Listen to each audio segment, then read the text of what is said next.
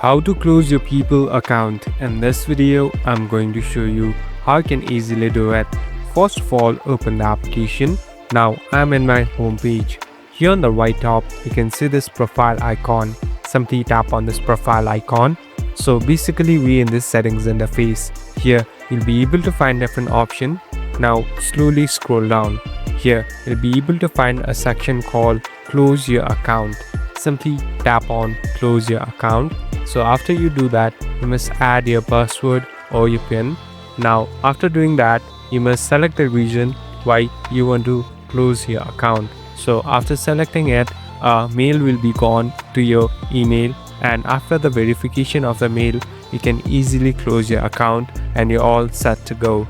Thank you for watching this video. I hope this video will help you.